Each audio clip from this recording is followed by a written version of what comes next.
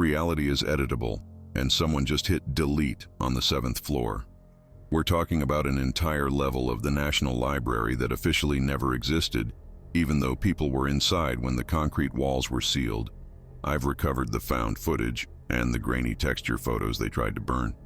If you've ever seen a blue glow behind a wall that shouldn't be there, you aren't crazy. You're a witness. Let's open the case file the government says doesn't exist. Now, let's get down to business. This first case file is a real piece of work from 1994, centered on a recovered audio log that officially never existed. It's got that raw, grainy texture that just screams, "Stay away." But wisdom tells us that the best secrets are buried in the mess. If you want to master this, always look for the evidence in the gaps where the official report stays silent. You ever feel that heavy air when a room goes into dead silence? That's exactly how this incident kicked off, with a subtle humming sound coming from behind some old concrete walls. It's a classic case of something being out of place in a building that just looks like a massive, cold block of stone. Just a heads up. When the flickering lights start acting up, it's usually a sign that reality is hitting a major glitch. We're talking about a genuine memory leak captured on found footage before the cameras even cut out. The place felt like a total liminal space, where a simple stairwell led straight into a non-existent floor. Just imagine the disorientation of realizing the map in your head doesn't match the halls in front of you. It leaves you with a permanent gut feeling that you're being watched by the shadows. You've got to get the layout of this place to understand the mess. It was all massive, cold concrete walls that seemed to swallow the ventilation hum. Take a tip from someone who's been around. If the gray corridors start feeling like an endless hallway, you're already in deep. Don't look for logic in the design. Some places aren't built to be lived in. They're built to contain things. The disorientation hits you when you realize the stairwell doesn't lead where it's supposed to. One minute you're looking for the exit, the next you're staring at a flickering light that reveals a door with no handle. It's that liminal space vibe where everything feels out of place, like the building itself is playing a trick on your mind, while you're trapped in the dead silence. Keep your eyes on the shadows, because they move differently when there's no one else around. You'll feel that static electricity kick in, and that's your cue to move with a quickened pace. Trust that gut feeling.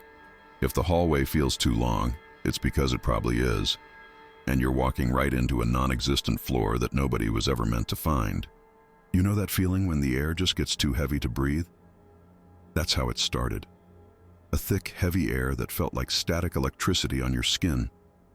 Everything was normal until I noticed a faint, muffled sound coming from behind the concrete walls, like something was scratching to get out. Trust me, when you feel that hair standing on end, don't ignore it. It's your body's way of telling you that reality has a glitch. Then the flickering lights started acting up, casting long, jagged shadows that didn't seem to follow the furniture. I stood there in dead silence, just listening to my own heavy breathing, realizing the humming sound from the walls was getting louder.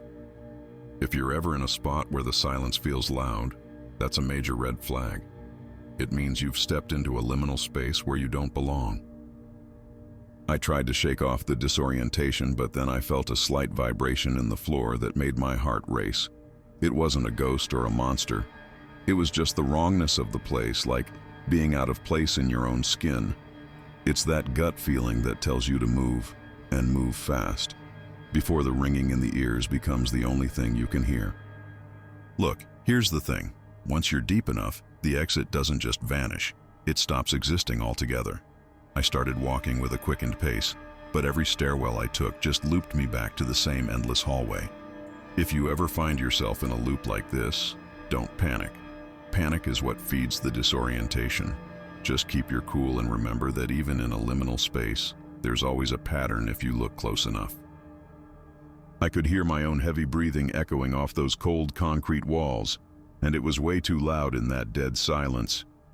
Every time I turned a corner, I'd catch a glimpse of shadows retreating just a second too late, making my hair stand on end. A smart move in a spot like this is to mark the walls, but trust me, when you see your own marks appearing on a non-existent floor you haven't even reached yet, you know you're in trouble.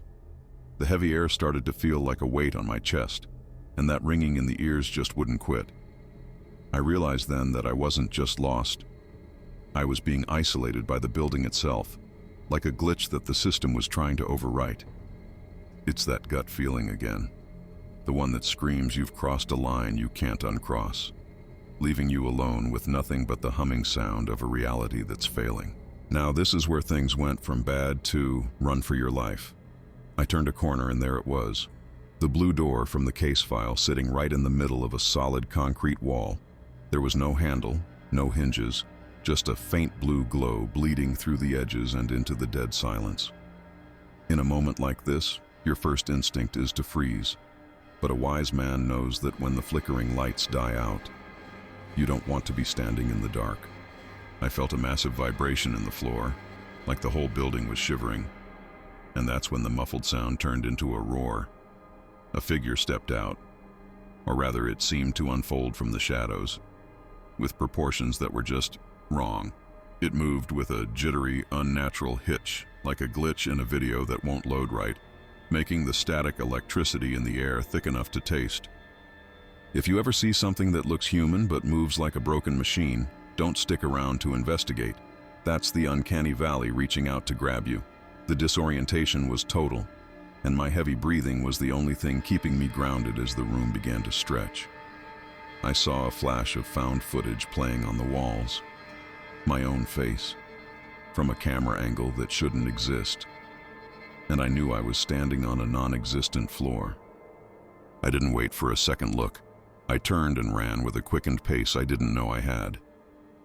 You've got to trust that gut feeling when it tells you that some doors aren't meant to be opened, and some archives are better left buried.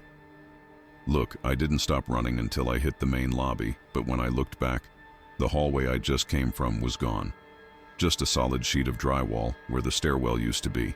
It's a bitter pill to swallow, realizing that the incident you just lived through has already been scrubbed from the physical world. If you ever experience a moment where your eyes and your memory don't match, don't bother arguing with the walls. Just get out while you still can. I went back with the police the next day, but the official report was a joke. They said there was no record of a 7th floor, ever. Even the documentation I had found earlier had suffered a massive memory leak, turning into nothing but blank pages and grainy texture photos. A word of advice: when the world tries to gaslight you into thinking you're crazy, keep your mouth shut and keep your evidence hidden, or you might find yourself becoming another missing persons file. Now, I'm left with nothing but this ringing in the ears and a gut feeling that the building is still watching me whenever I drive past. The non-existent floor is still there, tucked away in a glitch of time, waiting for the next person to notice the humming sound behind the concrete. It's a lonely place to be, being a witness to a truth that's been redacted by reality itself. But that's the price you pay for looking too closely into the shadows. Look at your own walls. Are you sure they've always been there? The Sector 7 incident proves that reality is editable, and you might be the next glitch. If you've heard a humming sound where there should be dead silence, tell me your theory below. Or are you too afraid to be the next witness?